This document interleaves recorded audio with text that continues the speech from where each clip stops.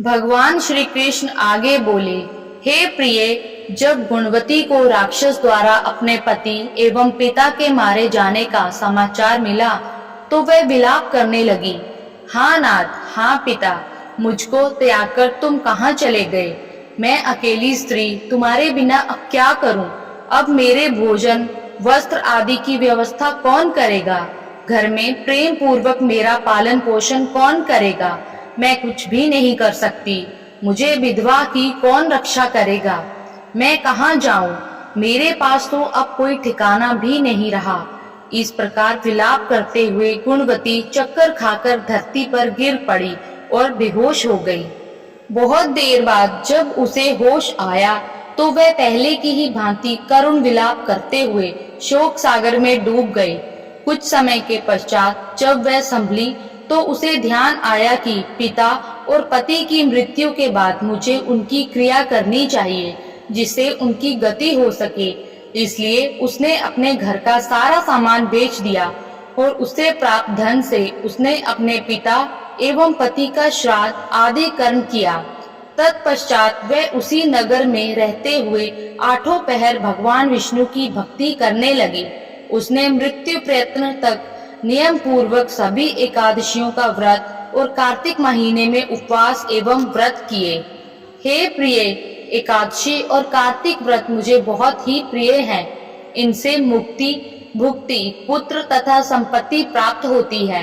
कार्तिक मास में जब तुला राशि पर सूर्य आता है तब ब्रह्मा मुहूर्त में उठकर स्नान करने व व्रत व उपवास करने वाले मनुष्य मुझे बहुत प्रिय हैं, क्योंकि यदि उन्होंने पाप भी किए हो तो स्नान व व्रत के प्रभाव से उन्हें मोक्ष प्राप्त हो जाता है।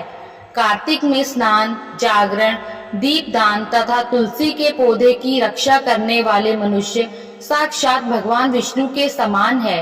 कार्तिक मास में मंदिर में झाड़ू लगाने वाले, स्वास्तिक बनाने वाले तथा भगवान विष्णु की पूजा करने वाले मनुष्य जन्म मरण के चक्कर से छुटकारा पा जाते हैं।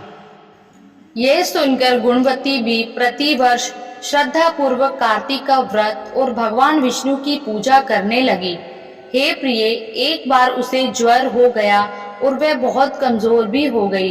फिर भी वह किसी प्रकार गंगा स्नान के लिए चली गई।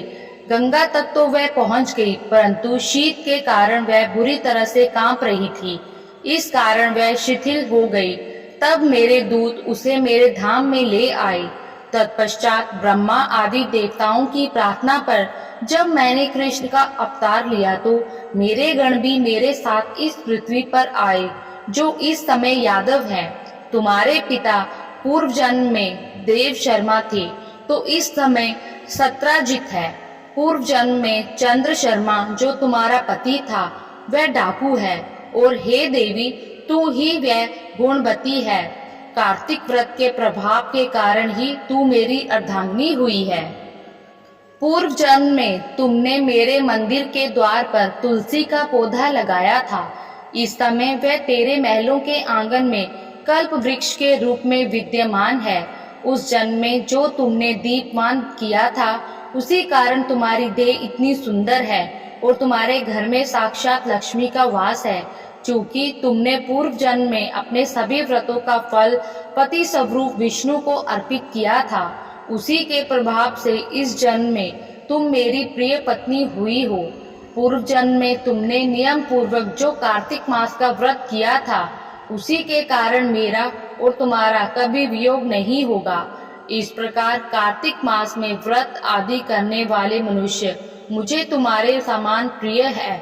दूसरे जप, तप, यज्ञ, दान आदि करने से प्राप्त फल कार्तिक मास में किए गए व्रत के फल से बहुत थोड़ा होता है, अर्थात कार्तिक मास के व्रतों का 16वां भाग भी नहीं होता है। इस प्रकार सत्यभामा भगवान श्री कृष्ण के मुख से अपने पूर्व जन्म के पुण्य का प्रभाव सुनकर बहुत प्रसन्न हुई। धन्यवाद।